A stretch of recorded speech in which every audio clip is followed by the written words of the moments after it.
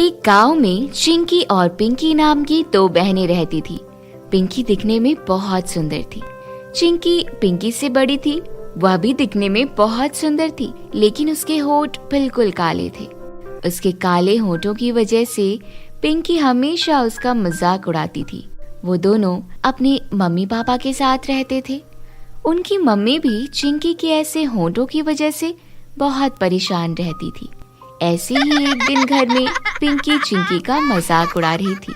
चिंकी, तेरे होंठ क्यों काले हैं? पता है, क्योंकि मम्मी पापा ने तुझे काले जंगल से उठा लाए थे, इसलिए तो मम्मी पापा मुझसे ज्यादा प्यार करते हैं। चिंकी पिंकी की बात सुनकर दुखी हो जाती है।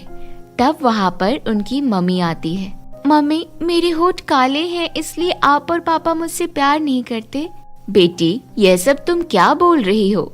कोई भी माँ के लिए उनका बच्चा खराब नहीं होता। मैं पिंकी से जितना प्यार करती हूँ, तुमसे भी उतना ही प्यार करती हूँ। यह कहकर उसकी माँ वहाँ से चली जाती है। पिंकी फिर चिंकी का मजाक उड़ाना शुरू कर देती है। ऐसे ही कुछ दिन निकल गए। एक दिन चिंकी कॉलेज जाने के लिए घर से बाहर निकली।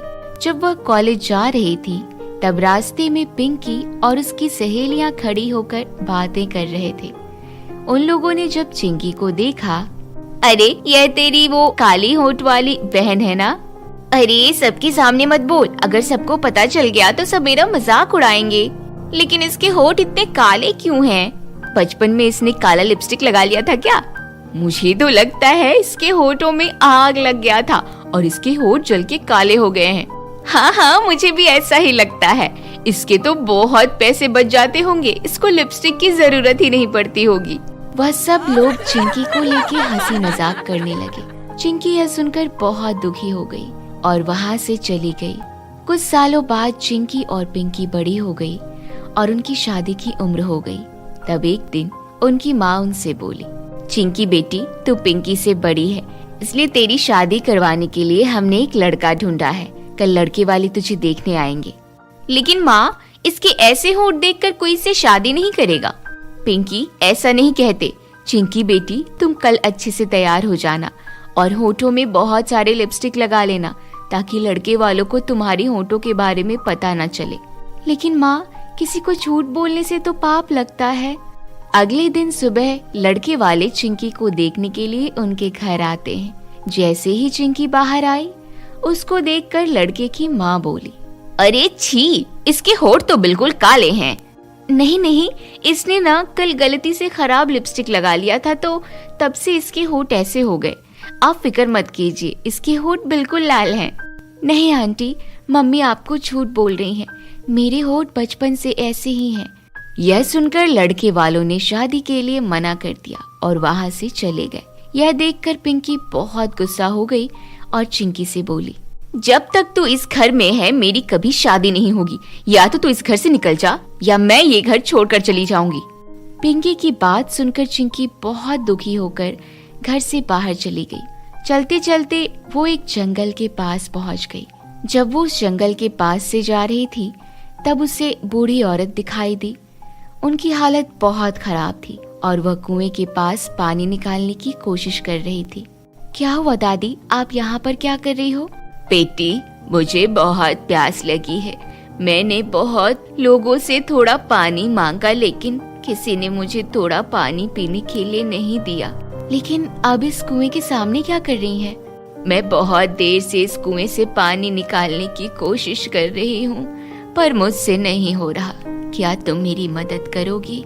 हाँ दादी, क्यों नहीं, आप इधर आइए, मैं पानी निकाल देती हूँ। यह कहकर चिंकी उस कुएं से पानी निकालकर उस बूढ़ी औरत को पानी पीने के लिए देती है। पानी पीने के बाद उनकी हालत ठीक हो जाती है। तो वह चिंकी से कहती है, बेटी, तुमने पानी पिलाकर मेरी जान बचाई है। मैंने बहुत लोगों से मदद मांगा था, लेकिन किसी ने मेरी मदद नहीं की। लेकिन तुम्हारा दिल बहुत साफ है और तुम दूसरों के दर्द को समझती हो, इसलिए मैं तुम्हें कुछ देना चाहती हूँ। ये कहकर वह दादी अपना हाथ आगे करती है और उस जगह पर लिपस्टिक की बारिश होने लगती है। चिंकी यह देख चौंक जाती है। तब वो दादी उससे कहती है, बेटी, अब कोई एक लिपस्टिक उठाकर तुम अपने होठों पर लगा लो, फिर देखना तुम्हारे होठ सबसे सुंदर हो जाएंगे, फिर तुम्हें कोई कुछ नहीं बोल पाएगा। उसके बाद चिंकी जैसे ही लिपस्टिक अपने होठों पर लगाती है, उसके होठ बिल्कुल लाल हो जाते हैं। वो अपने होठों को देखकर बहुत खुश हो जाती है और वह खुशी से नाचने लगती है। फिर चिंकी वहां से अपने घर वापस चली गई। जैसे ही वो घर जाती है, उसके लाल होठ देखकर सब लोग हैरान हो जाते हैं। तूने क्या किया? तेरे होठ कैसे इतने सुंदर हो गए? चिंकी ने अपनी माँ को सब कुछ बताया। यह सुनकर माँ बहुत खुश हो गई, लेकिन पिंकी चिंकी को देखकर जलने लगी और मन ही मन सोचने लगी, अगर मेरे भी होठ इसके जैसे सुंदर नहीं हुए तो कोई भी मुझसे प्यार नहीं करेगा। मैं भी कल उस दादी के पास जाऊंगी। अगले दिन सुबह पिंकी एक पानी का बोतल लेकर उस बूढ़ी औरत को ढूंढते ढूंढते जंगल के पास पहुंच जाती है। तब उसे वो बूढ़ी औरत मिल जाती है। तब पिंकी उनसे कहती है, ये लीजिए, ये मैं आपके लिए पानी लेकर आई हूँ। अब मेरे लिए जादुई लिपस्टिक की बारिश करवा दो। अभी बारिश की कोई जरूरत नहीं है, मुझे पता था तुम आओगी, इसलिए मैंने तुम्हारे लिए पहले से लिपस्टिक रखा है, तुम ये लो। पिंकी उनसे लिपस्टिक लेकर अपने होठों में लगा लेती है और उसके होठ कोयले जैसे काले हो जाते हैं। ये देखकर वो औरत हंसने लगती है। तुमने मेरे साथ ऐसे क्यों किया? क्योंकि तुमको अपने खूबसूरती का बहुत घमंड है और दूसरों के कमियों का मजाक उड़ाने में तुमको मजा आता है। अब तुम्हें पता चलेगा, जब कोई तुम्हारा मजाक उड़ाए तब कैसा लगता है। मुझे माफ कर दीजिए, मैं कभी किसी का मजाक नहीं उड़ाऊंगी, मुझे अपनी गलती का एहसास हो गया। अच्छा ठीक है, मैं तुम्हें माफ कर देती हूँ, लेकिन अगले 1 साल तक तुम्हारे होंठ ऐसे ही रहेंगे। ऐसा कहते ही वह बूढ़ी औरत एक जिन्न के रूप में आती है और बताती है कि वह एक जादुई जिन्न है, और ऐसा कहते ही वह पास में बने तालाब में चला जाता है। पिंकी घर आकर चिंकी से माफी मांगती है। मॉरल ऑफ द स्टोरी, इस कहानी से हमें यह सीख मिलती है कि कभी किसी का मजाक नहीं उड़ाना चाहिए और ना ही किसी का बुरा करना चाहिए, क्योंकि बुरा करने वाले के साथ हमेशा बुरा ही होता है। एक बार की बात है, एक गांव में एक विधवा औरत अपनी 2 बेटियों स्नो वाइट और रोज रेड के साथ रहती थी। स्नो वाइट बहुत ही शांत और शर्मीली स्वभाव की थी, तो वहीं रोज रेड बहुत नटखट और शरारती थी। दोनों बेटियां अपनी माँ की मदद करती थी। तीनों की जिंदगी बहुत ही खुशहाल तरीके से बीत रही थी। जब शाम होती तो माँ दोनों बेटियों को परियों की कहानियाँ सुनाती। हर दिन ऐसे ही बीतता और ऐसे ही मौसम बदलते गए। एक बार सर्दियों की शाम, जब स्नो वाइट और रोज रेड अपनी माँ से कहानी सुन रही थी, तभी अचानक दरवाजे पर दस्तक हुई। दरवाजे की आवाज सुनकर तीनों चौंक गई। स्नो वाइट और रोज रेड की मम्मी ने बच्चियों की चिंता को कम करने के लिए कहा, बच्चियों डरो मत, दरवाजे पर कोई यात्री होगा जो रास्ता भटक गया होगा। मम्मी की बात सुनकर दोनों बच्चियों का डर थोड़ा कम हुआ। फिर स्नो वाइट ने कहा, माँ मैं जाकर देखती हूँ कौन है। स्नो वाइट ने जैसे ही दरवाजा खोला, सभी की होश उड़ गए। स्नो वाइट के सामने एक बड़ा सा भालू खड़ा था।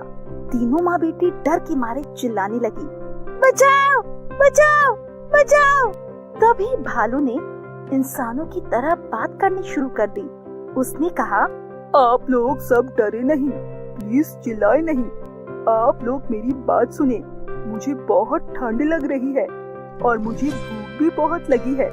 इतना सुनते ही तीनों माँ बेटी शांत हो गई, क्योंकि वो अन्य भालुओं जैसा नहीं था, वो इंसान की तरह बोल रहा था। फिर माँ ने भालू को अंदर आने की इजाजत दे दी। तीनों ने भालू की मदद की। उन्होंने उसे कंबल दिया और खाने को दिया। भालू और उन तीनों की खूब दोस्ती हो गई थी। पूरी सर्दियों में भालू उनके साथ रहा और हर रोज उनके लिए वो तोहफे भी लाता। ऐसे ही सर्दियों का मौसम बीत गया और भालू के जाने का वक्त आ गया। उस भालू ने उन्हें धन्यवाद किया और उनके घर से वो चला गया। कुछ दिनों बाद स्नो वाइट और रोज रेड जंगल में फल तलाश कर रही थी। उसी दौरान अचानक उन्होंने किसी के चिल्लाने की आवाज सुनी। फिर वो आगे गई तो उन्होंने देखा कि एक छोटे कद वाले व्यक्ति की लंबी दाढ़ी एक पेड़ से दब गई थी। वो व्यक्ति चिल्लाए जा रहा था। उसने दोनों को मदद के लिए पुकारा। तब स्नो वाइट और रोज रेड ने उसकी फंसी दाढ़ी निकालने की बहुत कोशिश की, लेकिन कुछ भी ना हो सका। तभी रोज रेड को एक तरकीब सूझी। रोज रेड ने अपने पास से एक कैंची निकाली। वो आदमी कैंची देख घबरा गया। उसने रोज रेड को कहा, रुक जाओ, तुम क्या कर रही हो? मेरी दाढ़ी मत काटो। लेकिन तब तक बहुत देर हो गई थी। रोज रेड ने उसकी दाढ़ी काट दी। ये देख उस आदमी को बहुत गुस्सा आ गया और उनकी मदद का शुक्रिया किए बिना बड़बड़ाता हुआ वहाँ से चला गया। दोनों बहनों को उसे देख बहुत मजा आया। अगले दिन स्नो वाइट और रोज रेड नदी के किनारे घूमने निकली। घूमते घूमते अचानक उन्होंने फिर उस छोटे व्यक्ति की आवाज सुनी। वो आगे गई तो उन्होंने देखा कि उस व्यक्ति की दाढ़ी इस बार एक मछली ने पकड़ रखी थी। वो व्यक्ति चिल्लाए जा रहा था। फिर दोनों बहनों ने उसकी मदद करने की कोशिश की, लेकिन उसकी दाढ़ी मछली की मुंह से नहीं निकली। अंत में स्नो वाइट ने फिर से कैंची से उसकी दाढ़ी काट दी। वो छोटा आदमी फिर से उसका धन्यवाद करने की बजाय गुस्सा होकर बड़बड़ाता हुआ वहाँ से चला गया। वो दोनों बहनें हंसने लगी। तभी उनकी नजर सामने पत्थर के पास पड़े एक बेहोश व्यक्ति पर गई। वो उसके सामने गई तो देखा उसके सिर पर चोट लगी थी। तभी उस व्यक्ति को होश आ गया। लड़कियों ने उससे पूछा, कौन हो तुम? तब उसने कहा, मैं एक राजकुमार हूँ और मेरा नाम एडम है। उसने आगे कहा, मैं अपने भाई जोसेफ को ढूंढ रहा हूँ।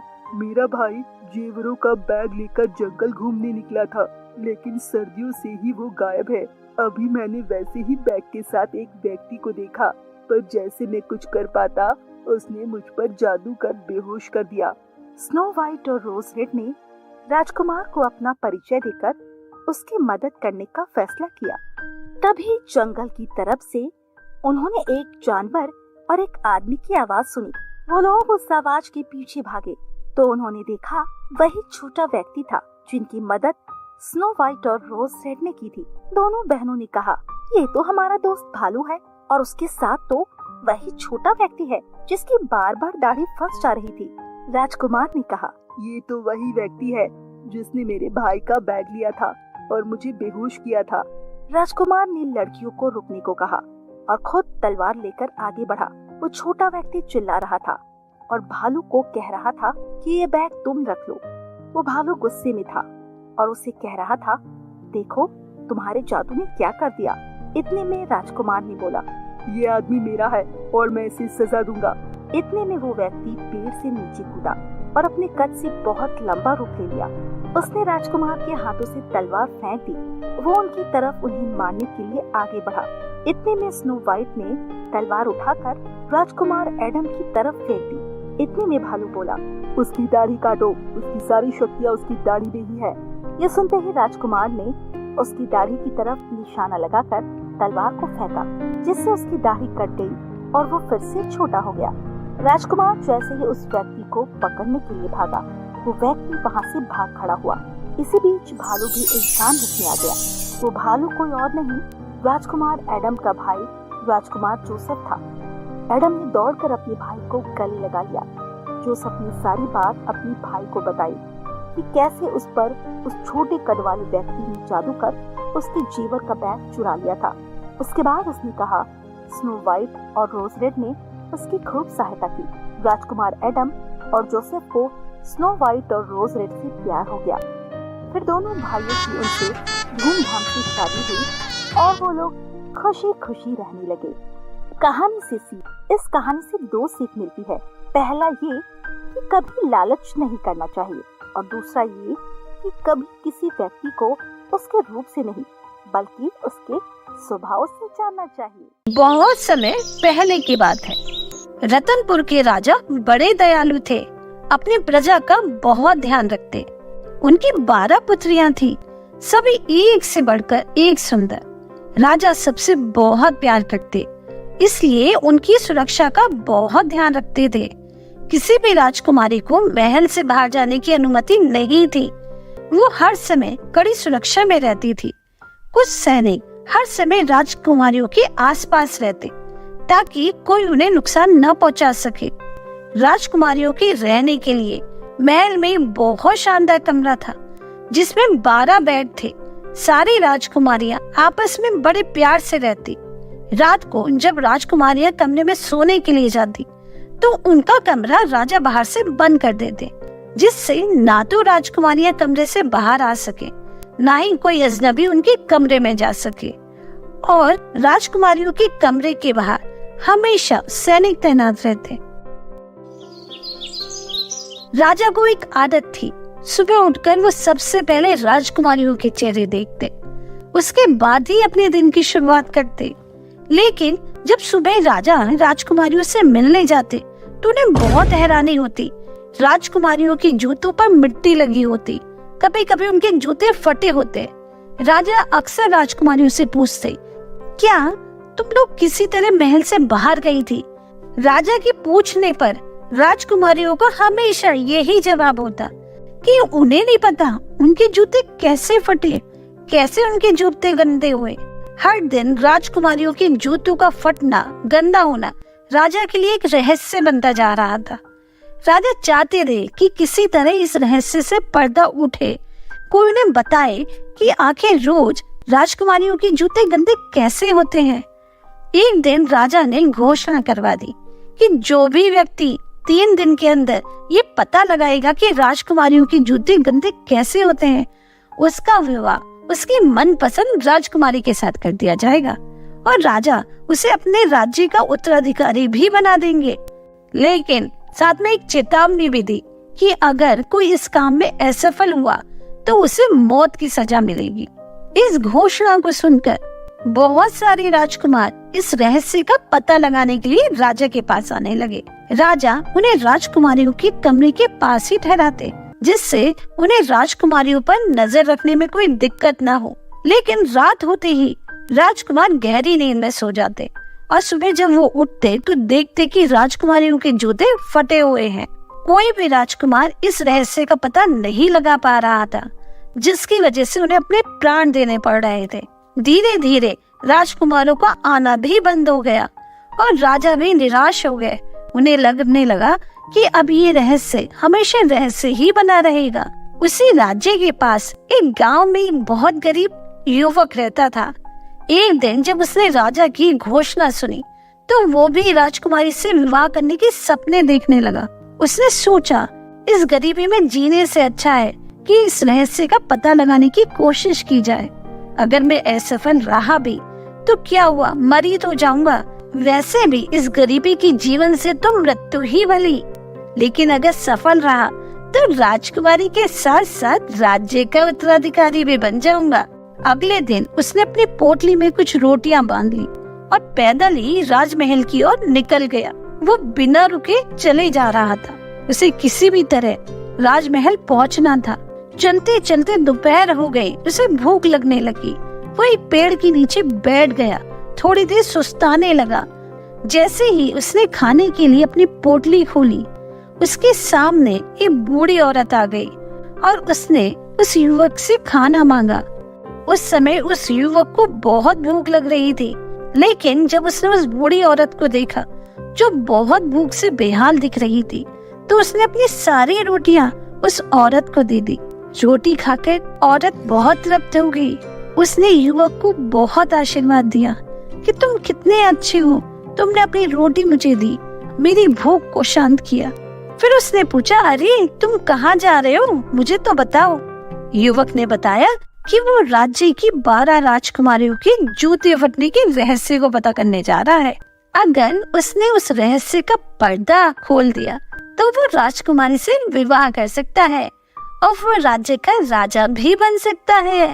तब बूढ़ी औरत ने उसे एक टोपी दी और बोली, बेटा ये कोई साधारण टोपी नहीं है, ये जादुई टोपी है। इसे जब भी तुम पहनोगे तो तुम अदृश्य हो जाओगे, तुम्हें कोई नहीं देख पाएगा। जो तुम काम करने जा रहे हो उस काम में ये टोपी बहुत काम आएगी।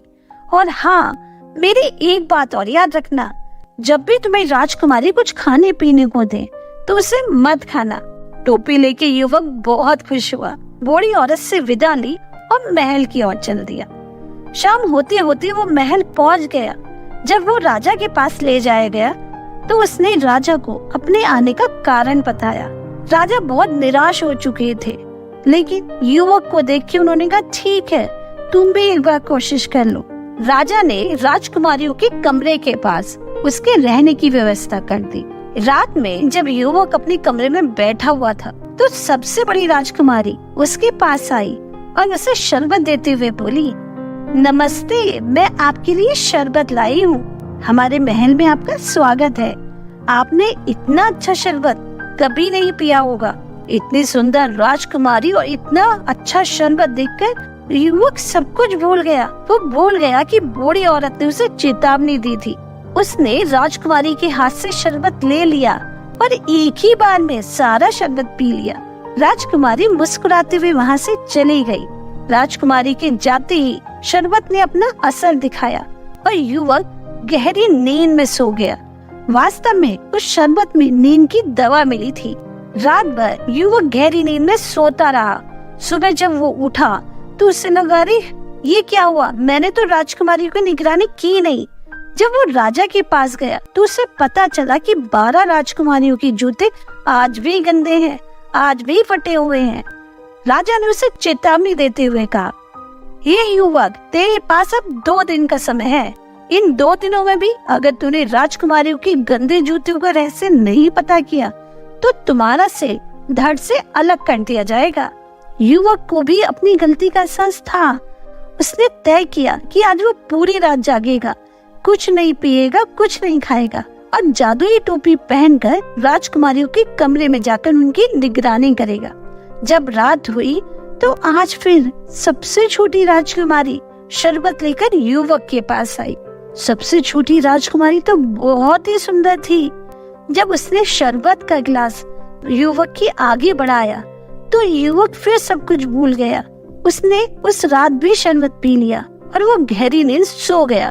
सुबह उठने पर राजा ने इस बार फिर उसे चेतावनी देते हुए कहा कि अगर आज तुमने इस रहस्य से पर्दा नहीं उठाया तो कल तुम्हें मौत की सजा दी जाएगी। युवक को अपनी गलती का एहसास हो गया था। उसे पता था कि शरबत में जरूर कुछ न कुछ मिला होता है, जिसकी वजह से वो सो जाता है। आज उसे हर हाल में जागना था और राजकुमारियों के फटे जूते, गंदे जूते का रहस्य पता करना था। रात में फिर छोटी राजकुमारी शरबत लेकर उसके पास आई, लेकिन आज वो सावधान था। उसने राजकुमारी के हाथ से शरबत ले लिया और राजकुमारी से बोला, जाओ राजकुमारी, मैं ये शरबत अभी थोड़ी देर में पी लूंगा। राजकुमारी मुस्कुराती हुई वहाँ से चली गई, लेकिन आज युवक ने वो शरबत नहीं पिया। राजकुमारी के जाने के बाद उसने शरबत खिड़की से बाहर फेंक दिया, क्योंकि आज उसने शरबत नहीं पिया था। इसी वजह से उसे नींद भी नहीं आई। जब आधी रात हो गई, अंधेरा होने लगा। थोड़ी देर बाद वो उठा। उसने बूढ़ी औरत की दी हुई जादुई टोपी पहनी और 12 राजकुमारियों के कमरे में चला गया। जादुई टोपी की वजह से कोई उसे नहीं देख पा रहा था, लेकिन वो सब कुछ देख रहा था। उसने देखा कि सारी राजकुमारियों ने बहुत सुंदर वस्त्र, नए नए जूते पहन रखे हैं। सभी सज धज कर तैयार हैं। ये सब देखकर बहुत हैरान था। उसे समझ नहीं आ रहा था कि रात के इस समय राजकुमारियां इतना क्यों तैयार हो रही हैं। तभी सबसे बड़ी राजकुमारी सबसे छोटी राजकुमारी से बोली, एक बार देख कर आओ, वो युवक अभी तक सोया या नहीं। सबसे छोटी राजकुमारी युवक के कमरे के बाहर कान लगाकर उसके खराटों की आवाज को सुनने की कोशिश करने लगी। अच्छा, तो ये मेरे खराटों की आवाज सुन रही है। युवक मुस्कुराया और कमरे के बाहर आकर खराटों की आवाज करने लगा। उस समय उसने टोपी पहन रखी थी, इसलिए वो छोटी राजकुमारी को दिखाई नहीं दिया। उसके खराटों की आवाज सुनकर छोटी राजकुमारी बहुत खुश हुई। उसने ये बात सारी राजकुमारियों को बता दी। उसके बाद सबसे बड़ी राजकुमारी ने एक बिस्तर को हटाया और 3 बार ताली बजाई। ताली बजाती वहाँ की जमीन एक और खिसक गई। वहाँ एक गुप्त रास्ता था। नीचे जाने के लिए सीढ़ियाँ बनी हुई थी। सभी राजकुमारियाँ उस रास्ते से नीचे जाने लगी। युवक भी उनके पीछे पीछे चल दिया। सीढ़ियाँ खत्म होने के बाद एक बहुत घना जंगल था। उस जंगल की डालियां जो थी वो सोने की थी। युवक ने एक सुनहरी डाली तोड़कर अपने पास रख ली। जब राजकुमारियों ने उस जंगल को पार करा तो वे एक बहुत सुंदर झील के किनारे पहुंची, जहाँ पर 12 राजकुमार उनका इंतजार कर रहे थे। सभी राजकुमारियां एक एक नाव में बैठ गई। वो युवक भी सबसे छोटी राजकुमारी के साथ बैठा। नाव में बैठकर राजकुमारियां नदी पार करने लगी। आज छोटी राजकुमारी को अपनी नाव कुछ भारी प्रतीत हुई। उसने कहा, पता नहीं क्यों आज मेरी नाव इतनी भारी क्यों है। सारी राजकुमारियां हंसने लगी। अरे लगता है आज तुझे नींद आ रही है। अरे भाई, तेरी नाव में कौन हो सकता है। किसी को नहीं पता था कि छोटी राजकुमारी की नाव में वो युवक बैठा है। इसके बाद छोटी राजकुमारी कुछ नहीं बोली, लेकिन उसे कुछ अजीब लग रहा था। थोड़ी देर बाद नाव नदी के पार उतर गई और वहाँ एक बहुत सुंदर महल बना था। सारी राजकुमारियां राजकुमारों के साथ महल की तरफ जाने लगी। थोड़ी ही दूर पर रोशनी से जगमगाता एक शानदार महल था। महल से बहुत मीठी मीठी संगीत की आवाज आ रही थी। सारी राजकुमारी राजकुमार के साथ महल के अंदर चली गई। युवक भी उनके पीछे पीछे महल में चला। वहाँ युवक ने देखा कि बहुत अच्छा इंतजाम है, किसी जलसे का आयोजन है। सारे युवक युवती नाच रहे हैं। उनके साथ राजकुमार राजकुमारियां भी नृत्य करने लगे। युवक को अब उन 12 राजकुमारियों के जूते फटे होने का, गंदे होने का कारण पता चल गया था। वे एक जगह खड़ा होकर सारी राजकुमारियों को नृत्य करते हुए देख रहा था। अचानक उसे भूख लगने लगी। उसने देखा कि उस कमरे में एक बड़ी सी मेज है और उसमें बहुत सारे खाने पीने के पकवान रखे हैं। मिठाई है, शरबत है। देखते ही उसके मुंह में पानी आ गया। उसने एक मिठाई उठाकर अपने मुंह में रख ली। जब उसने मिठाई उठाई तो मिठाई हवा में तैर रही थी। जैसे ही राजकुमारी ने देखा उसे चक्कर आ गया। उसने पहले कभी हवा में उड़ती हुई मिठाई को नहीं देखा था और कुछ ही देर में वो मिठाई गायब भी हो गई। अरे ये क्या हुआ? ये मिठाई खुद कैसे उठी और कहाँ चली गई? राजकुमारी सोचने लगी। उसने फिर अपनी बहनों से कहा तो सब हंसने लगी। अरे अरे, लगता है आज तुझे नींद आ रही है। कभी तुझे नाव भारी लगती है तो कभी तुझे उड़ती हुई मिठाई दिखाई देती है। सब हंसने लगी। लगता है आज तो हमारी छोटी बहन खुली आंखों से सपना देख रही है। छोटी राजकुमारी क्या कहती, वो चुप हो गई। तभी युवक ने वहाँ रखे बर्तनों में से एक प्याला उठाया और शरबत पीने लगा। राजकुमारी ने जब हवा में उड़ते हुए शरबत को देखा तो उसने सोचा, नहीं, मैं अपनी बहनों को कुछ नहीं कहती। वो मेरी किसी बात पर आज यकीन नहीं करेंगी। राजकुमारियां रात भर नृत्य करती रही और सुबह होने पर महल से निकलकर फिर नाव में बैठी, जंगल को पार किया और गुप्त सीढ़ियों से वापस अपने कमरे में आकर लेट गई। उनके जूते आज भी गंदे हो गए थे, फट गए थे। राजकुमारियों के पीछे पीछे युवक भी महल में आ गया। आज युवक बहुत खुश था। उसे पता चल चुका था कि राजकुमारियों के जूते कैसे गंदे होते हैं और कैसे फटते हैं। थोड़ी देर बाद ही राजा का बुलावा आ गया। जब वे दरबार में पहुंचा तो वहाँ पर 12 राजकुमारियां भी थी और उनके जूते भी गंदे और फटे हुए थे। राजा ने युवक से पूछा, बताओ युवक, क्या तुमने पता लगाया कि राजकुमारियों के जूते कैसे फटते हैं? अगर आज भी तुम्हें कुछ नहीं पता है तो तुम सोच लो, थोड़ी देर में ही तुम्हें मृत्युदंड दिया जाएगा। हाथ जोड़कर युवक बोला, महाराज, मैंने इस रहस्य से पर्दा उठा लिया है। मुझे पता है कि राजकुमारियों के जूते कैसे फटते हैं। फिर उसने राजा को पूरी घटना बता दी। युवक ने जंगल में जाते समय पेड़ की एक डाली तोड़ ली थी। युवक ने वो सुनहरी डाली राजा को दिखाई। साथ ही जब वो महल में था तो वहाँ का एक सुनहरा ग्लास भी वो अपने साथ ले आया था, जो उसने राजा को दिखाया। राजा ने जब इस बारे में राजकुमारियों से पूछा तो उन्होंने भी ये बात स्वीकार कर ली। राजकुमारियों के जूते फटने, उनके गंदे होने की बात पता चल चुकी थी। राजा ने अपने वचन को निभाते हुए युवक से पूछा, बताओ तुम किस राजकुमारी से विवाह करना चाहते हो?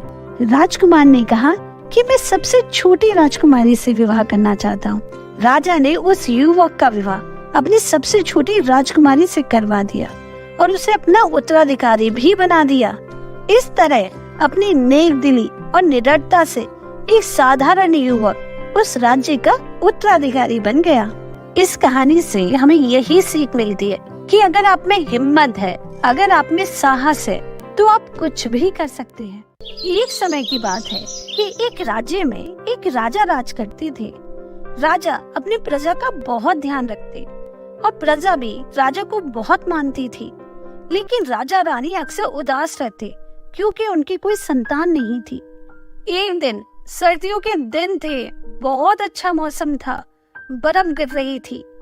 रानी ने खिड़की के बाहर झांक कर देखा तो उसने एक विश की कि काश इस बर्फ की तरह दोदिया मेरी बेटी होती, जिसके बाल चमकीले गोल्डन कलर के होते और जिसके होठ लाल लाल होते। कुछ समय बाद रानी की विश पूरी हुई और रानी की एक बहुत सुंदर बेटी हुई। रानी ने उसका नाम स्नो वाइट रखा। लेकिन स्नो वाइट के जन्म के कुछ समय बाद रानी की मृत्यु हो गई। राजा स्नो वाइट को बहुत प्यार करते थे, लेकिन उसका ढंग से ध्यान नहीं रख पा रहे थे। राजा ने दूसरी शादी कर ली। दूसरी रानी बहुत सुंदर थी, लेकिन उसके पास जादुई ताकतें थी, जिसकी वजह से उसने राजा को अपने वश में कर लिया। राजा रानी की हर बात मानते। धीरे धीरे राज्य पर भी रानी का ही कब्जा हो गया। राज्य के सारे फैसले रानी लेती। रानी के पास एक जादुई आईना था। रानी अक्सर जादुई आईने के सामने खड़ी होती और आईने से पूछती कि बता जादुई आईने, इस दुनिया में सबसे सुंदर कौन? और आईना हमेशा कहता कि इस दुनिया में सबसे सुंदर रानी आप। इस पर रानी बहुत खुश होती, खुद पर ही इतराती। रानी को बहुत घमंड था कि वो दुनिया में सबसे सुंदर है। धीरे धीरे स्नो वाइट बड़ी हो रही थी और बहुत सुंदर भी। एक दिन रानी आईने के सामने खड़ी हुई और आईने से पूछने लगी कि बता जादुई आईने, इस दुनिया में सबसे सुंदर कौन? आईना बोला, रानी आप, लेकिन आपसे भी ज्यादा सुंदर स्नो वाइट। स्नो वाइट दुनिया में सबसे सुंदर है। आईने की बात सुनकर रानी को बहुत गुस्सा आया। रानी ने सैनिक को बुलाया और उसे आज्ञा दी कि स्नो वाइट को लेकर तुरंत जंगल जाओ और उसे मार दो। सैनिक महारानी के आदेश को मना नहीं कर सकता था। वो राजकुमारी को लेकर जंगल गया, लेकिन उसका मासूम चेहरा देखकर वो उसे नहीं मार पाया। उसने कहा, हे राजकुमारी, आपकी सौतेली माँ आपको मारना चाहती है, इसलिए आप यहाँ से कहीं दूर चले जाओ, नहीं तो वो आपको मार देंगी। ऐसा कहकर सैनिक ने राजकुमारी को छोड़ दिया और किसी जानवर का दिल लेकर महारानी के पास वापस आ गया। राजकुमारी जंगल में इधर उधर घूम रही थी। तभी उसे एक छोटी सी झोपड़ी दिखाई दी। वो 7 बोनों की झोपड़ी थी। राजकुमारी झोपड़ी के अंदर गई। वह 7 प्लेटों में खाना लगा था। उस समय राजकुमारी को बहुत भूख लग रही थी।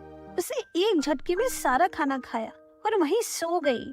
थोड़ी देर बाद 7 बोने वापस आए और जब स्नो वाइट को देखा तो उसे देखते रहे।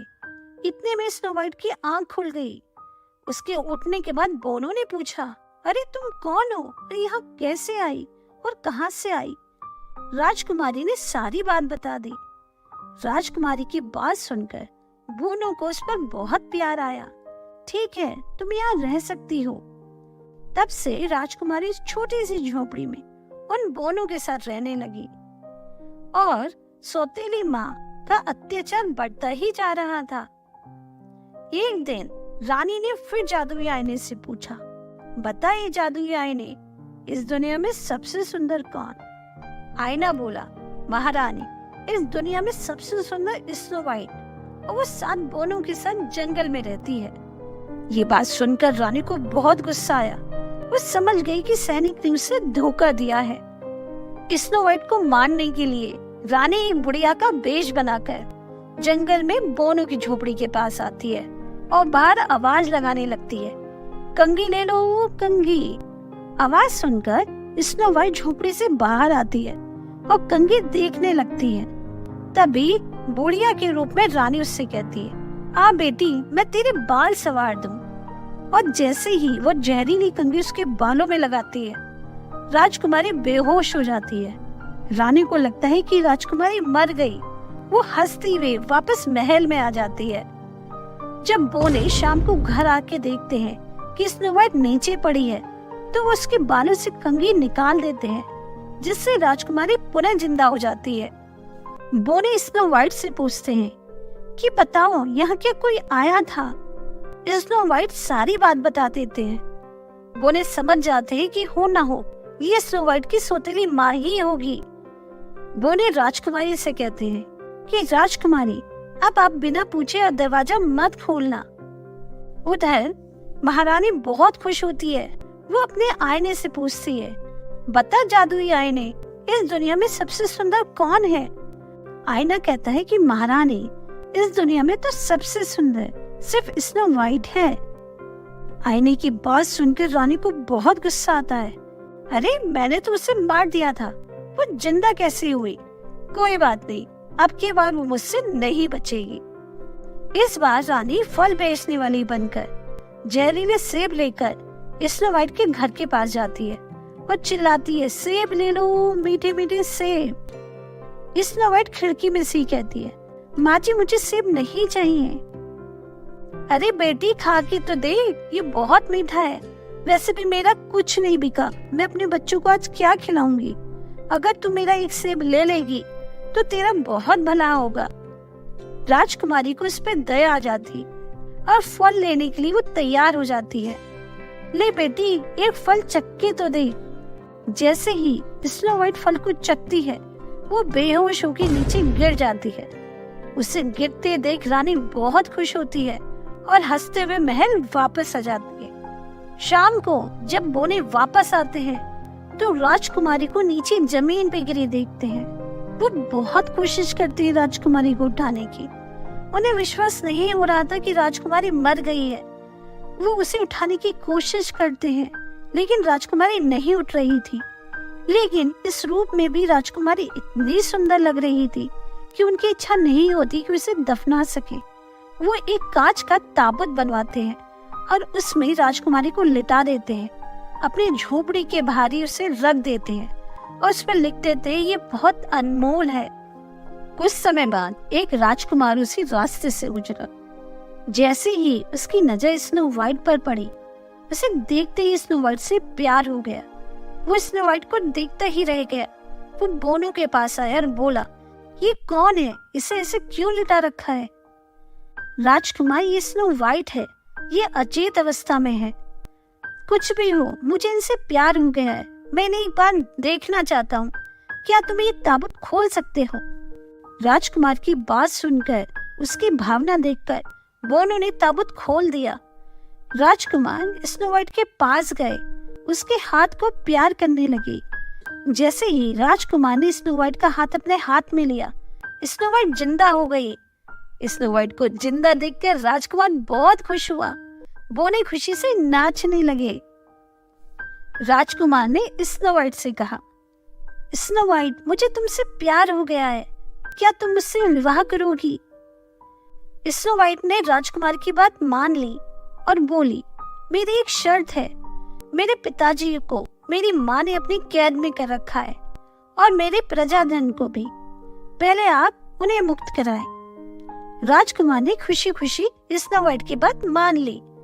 अगले दिन राजकुमार ने अपने सैनिकों को लेकर उस दुष्ट महारानी पर हमला कर दिया और राजकुमार ने स्नो वाइट के पिता के सहित बहुत से लोगों को कारावास से मुक्त कराया और उस दुष्ट रानी को राज्य से निकाल दिया।